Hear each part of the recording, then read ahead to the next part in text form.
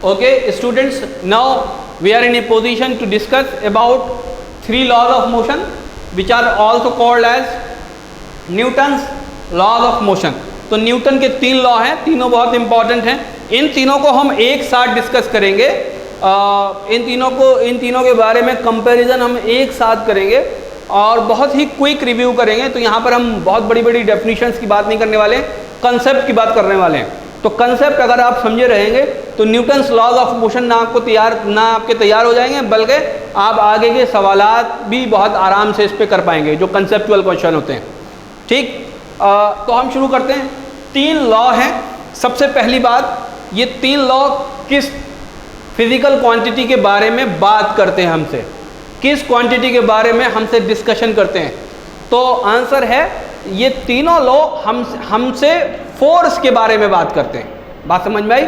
Force is a quantity जिनके बारे में ये तीनों लॉ हमसे डिस्कशन करते हैं कि फोर्स क्या होती है, कैसे कैलकुलेट करते हैं, उसकी कैरेक्टरिस्टिक क्या होती है। ठीक, तो सबसे पहला लॉ हमें क्या बताता है?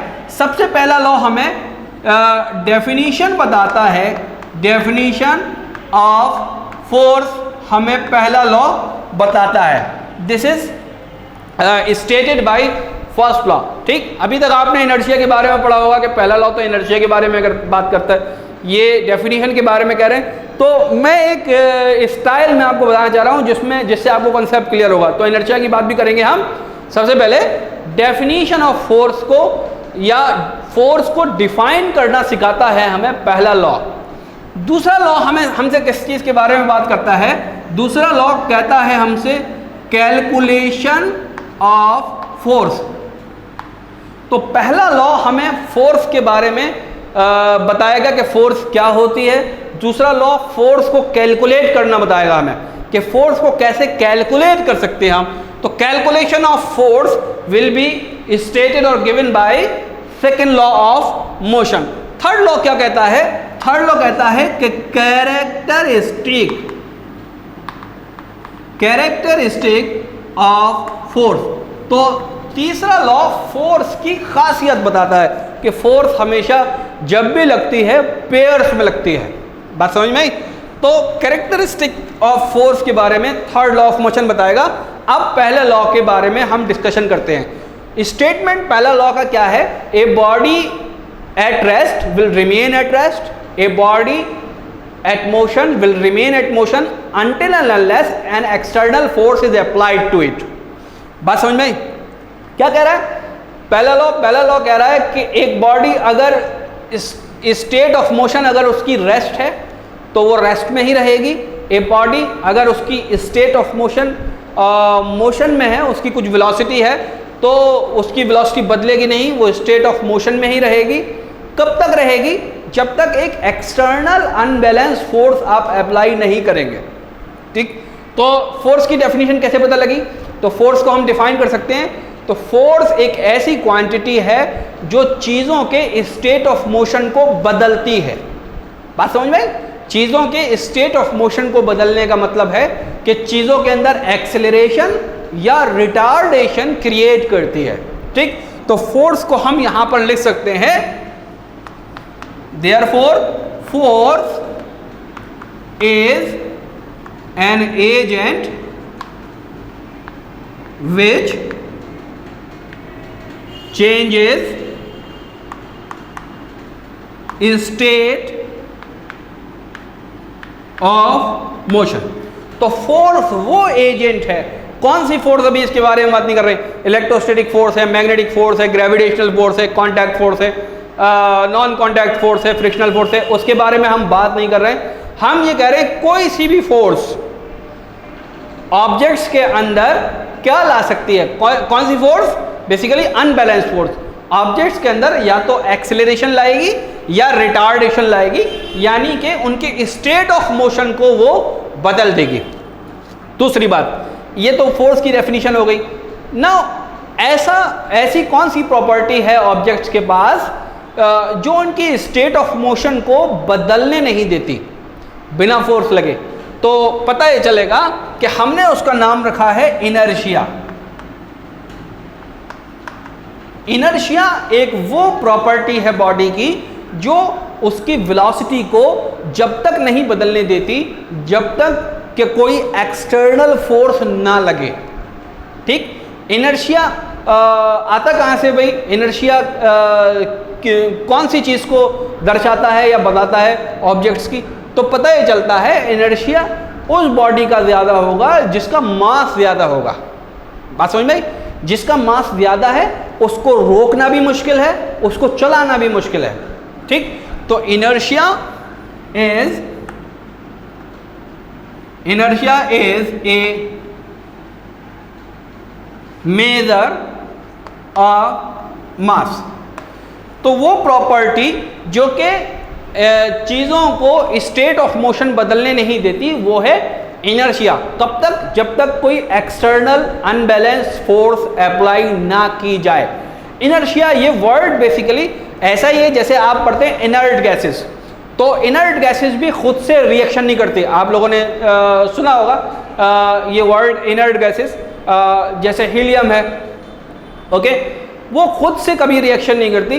तो इनर्ट गैस, इनर्ट जो वर्ड है उसी से इनर्शिया बना है। इसका मतलब क्या है कि खुद से कभी भी चेंज नहीं आएगा। बात समझ में आई? कब तक नहीं आएगा? जब तक कोई एक्सटर्नल अनबैलेंस फोर्स नहीं लगेगी। किस चीज़ में चेंज नहीं आएगा? स्टेट ऑफ मोशन में चेंज नहीं आएगा। So this is good enough explanation for Newton's first law of motion. Now second law is, second law हमें क्या बताता है? सेकेंड लॉ हमें कैलकुलेशन ऑफ फोर्स बताता है। बात समझ में आई? सेकेंड लॉ हमें फोर्स, पहले लॉ में हमने ये पढ़ लिया कि फोर्स क्या होती है। Force basically state of motion को चेंज कर देती है। तो सेकेंड लॉ बेसिकली हमें कैलकुलेशन बताता है। कैलकुलेशन को समझने से पहले हमें एक क्वांटिटी को समझना पड़ेगा और वो है मोमेंटम। मोमेंटम क्या होता है? तो मोमेंटम बेसिकली किस चीज़ को हमें बताता है? तो मोमेंटम भी हमें इनर्शिया की तरह ये बताता है कि किस बॉडी को रोकने के लिए हमें कितनी एक्सटर्नल फोर्स की ज़रूरत है। ठीक, रोकने के लिए। तो रोकने का मतलब वो चीज़ चल रही है। चल रही है का मतलब उसके पास कोई वेलोसिटी है। ठीक, हम ये मान लें कि किसी बॉडी का मास m है और उसकी वेलोसिटी v है और एक पर्टिकुलर डायरेक्शन में वो चल रही है। तो मोमेंटम क्या? ठीक, तो किसी चीज़ को अगर हमें रोकना है, फॉर एग्जांपल चलती हुई चीज़ को हमें रोकना है, तो हम ये देखेंगे कि उसके पास दो प्रॉपर्टी हैं, एक है मास और एक है वेलोसिटी। जिसका मास बहुत ज़्यादा है उसको रोकना भी मुश्किल है और जिसकी वेलोसिटी बहुत ज़्यादा है उसको भी रोकना मुश्किल है। सपोज एक ट्रक की बात करते हैं। सपोज एक ट्रक 1 मीटर पर सेकंड की रफ्तार से चल रहा है। ठीक, एक ट्रक है और वो इस डायरेक्शन में 1 मीटर पर सेकंड की वेलोसिटी से चल रहा है। इसको हमें स्टॉप करने के लिए इधर से एक फोर्स लगानी पड़ेगी, वो बहुत ज़्यादा होगी क्योंकि इसका मास बहुत ज़्यादा है। बात समझ में आया नहीं? इसकी वेलोसिटी तो बहुत कम है लेकिन मास इसका बहुत ज़्यादा है, इसलिए हमें जो फोर्स लगानी पड़ेगी वो बहुत ज़्यादा होगी। इसके बिलमुकाबिल एक छोटी सी ब्लड ले लें जो कि इस डायरेक्शन में चल रही है। इसका मास हार्डली फॉर एग्जांपल 10 ग्राम ही सही, लेकिन ये 500 मीटर पर सेकंड की रफ्तार से इधर चल रही है। तो इसके लिए जो हमें इसको रोकने के लिए जो फोर्स लगानी पड़ेगी वो भी बहुत ज़्यादा होगी। जो बेसिकली आपने देखा होगा कार की विंडशील्ड्स होती हैं जो ब्लड प्रूफ होती हैं, तो वो फोर्स लगाती हैं। तो इसका मास बहुत कम है लेकिन फिर भी इसकी वेलोसिटी क्योंकि बहुत ज़्यादा है तो इसको रोकने के लिए भी हमें ज़्यादा फोर्स लगाना पड़ेगा। तो इन दोनों के पास बेसिकली एक क्वांटिटी है जो कि product of mass and velocity है। वही बेसिकली क्वांटिटी रिस्पॉन्सिबल है कि हम कितनी फोर्स लगाएंगे इनको रोकने के लिए। That is basically momentum. ठीक, तो here we can define momentum.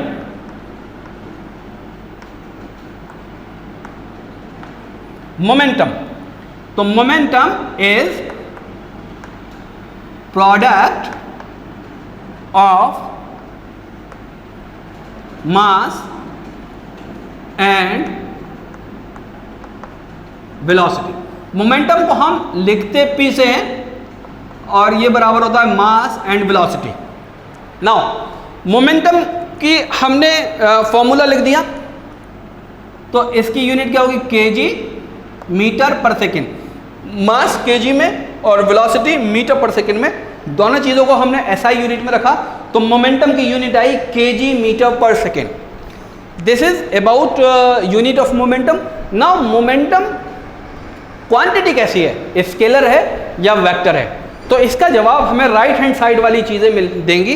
Right hand side की चीज़ों में अगर एक भी वेक्टर है तो ये मोमेंटम पूरी वेक्टर हो जाएगी। तो हमें ये पता चलता है कि velocity is a vector quantity, तो मोमेंटम भी वेक्टर क्वांटिटी है। तो momentum is a vector quantity. Okay, ये हम लिख लेंगे, P is a vector quantity. P vector quantity है, मोमेंटम वेक्टर क्वांटिटी है, तो इसका डायरेक्शन क्या? तो P का डायरेक्शन भी वही होगा जो V का डायरेक्शन होगा। तो जिस डायरेक्शन में ऑब्जेक्ट वेलोसिटी से, जिस वेलोसिटी से चल रहा है, उस ही डायरेक्शन में उसका मोमेंटम भी होगा, और मोमेंटम की यूनिट केजी मीटर पर सेकेंड होगी अगर मास केजी में है और वेलोसिटी मीटर पर सेकेंड में है। ओके, तो जब भी हम, अब यहाँ पर हम कैलकुलेशन कैसे करेंगे, कैलकुलेशन हमको कैसे मिलेगा फोर्स का, वो हम अभी अगले बार में समझेंगे। पहले हम कैरेक्टरिस्टिक ऑफ फोर्स समझ लें कि कैरेक्टरिस्टिक क्या होती है फोर्स की। उसके बाद हम फिर ये वाले पार्ट को बहुत डिटेल में करने वाले हैं, क्योंकि इसमें से सवाल आते हैं मोमेंटम और कंजर्वेशन ऑफ मोमेंटम में। तो कैलकुलेशन बेसिकली क्या होता है उसके बारे में थोड़ी सी बात ये करेंगे कि फोर्स का कैलकुलेशन हमें कैसे मिलेगा। तो पता ये चला, यहाँ पर हमको एक क्वांटिटी मिलती है जो कि फोर्स, जिसका हम डिस्कशन करने वाले हैं। Force is directly proportional to rate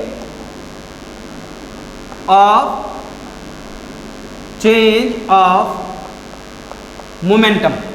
जब भी हम फोर्स लगाते हैं तो सिस्टम की वेलोसिटी बदल जाती है। ये हम पहले लॉ में देख चुके हैं। तो जब वेलोसिटी बदलेगी तो मोमेंटम भी बदलेगा। मोमेंटम बदला तो चेंज ऑफ मोमेंटम हुआ। ये चेंज होने में कुछ टाइम लगेगा, उस टाइम से हम डिवाइड कर देंगे।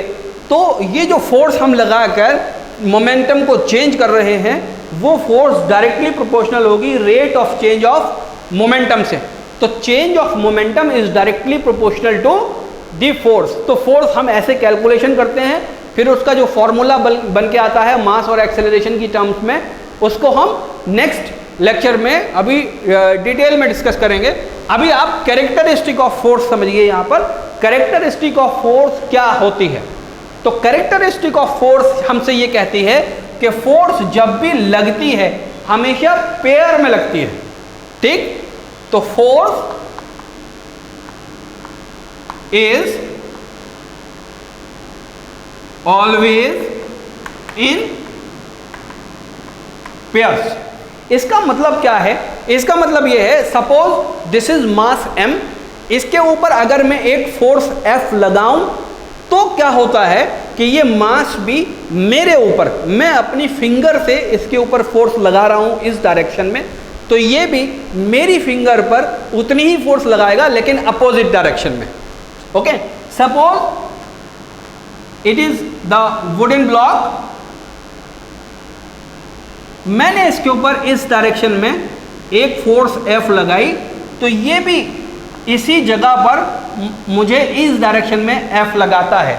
अगर मैं 1 न्यूटन की फोर्स इस डायरेक्शन में लगाता हूं तो ये ब्लॉक भी रेस्पॉन्स में 1 न्यूटन की फोर्स अपोजिट डायरेक्शन में लगाता है। ठीक, तो इसका स्टेटमेंट क्या है? To each and every action, action क्या है जो मैंने दिया, there is an equal and opposite reaction. ये इक्वल फोर्स अपोजिट डायरेक्शन में मुझे देता है। एक बहुत ख़ास बात है जो यहाँ समझनी है आपको, वो ये है कि यहाँ पर ये मुझे जो रिएक्शन में फोर्स दे रहा है, इसके लिए इसका ज़रूरी नहीं है कि ये मूव करे या रोका रहे। ठीक, देखिए आप एक पहाड़ पर अपनी थंब से फोर्स लगाते हैं, समझिए बात को, एक बहुत बड़ा पहाड़ है, ठीक है, और आप यहाँ खड़े हुए हैं और इस पर फोर्स लगा रहे हैं इस डायरेक्शन में। याद रखिएगा, जब हम इसको इस डायरेक्शन में फोर्स लगाते हैं तो ये मूव करता है क्या? ये मूव नहीं करता। यहाँ पर इसकी जो वेलोसिटी है वो 0 आती है, लेकिन जब मैं छोटी चीज़ पर सपोज इस चौक पर फोर्स लगाता हूँ तो ये ऐसे करके मूव करने लगती है। तो क्या ये चौक फोर्स नहीं लगा रही और वो पहाड़ फोर्स लगा रहा है, या भारी कोई रॉक है वो फोर्स लगा रही है, ये चौक नहीं लगा रही? तो याद रखिए ये law, third law of motion है, ये दोनों के ऊपर एप्लीकेबल है। हल्का ऑब्जेक्ट हो चाहे भारी ऑब्जेक्ट हो, चाहे वो हमारे फोर्स लगाने से मूव करे या ना करे, वो रिएक्शन में फोर्स जरूर लगाएगा। ये सबसे ज़्यादा इंपॉर्टेंट पॉइंट है, क्योंकि इसकी वजह से स्टूडेंट्स को काफ़ी कंफ्यूजन होता है। याद रखिए कि वो फोर्स लगाएगा ज़रूर, चाहे वो मूव करे हमारे फोर्स लगाने से चाहे ना करे। फॉर एग्जाम्पल, मैं इस बोर्ड पर फोर्स लगाता हूँ 10 न्यूटन, तो क्या ये बोर्ड भी मेरे हाथ के ऊपर फोर्स लगाता है 10 न्यूटन की? तो आंसर है यस। जब भी मैं फोर्स लगाता हूँ किसी ऑब्जेक्ट पे, वो मूव करे या मूव ना करे इस पर डिपेंड नहीं करता, रिएक्शन में वो उतनी ही इक्वल और अपोजिट फोर्स जरूर लगाएगा। ओके, तो ये पॉइंट नोट करिए। Second law of motion discuss करते हैं।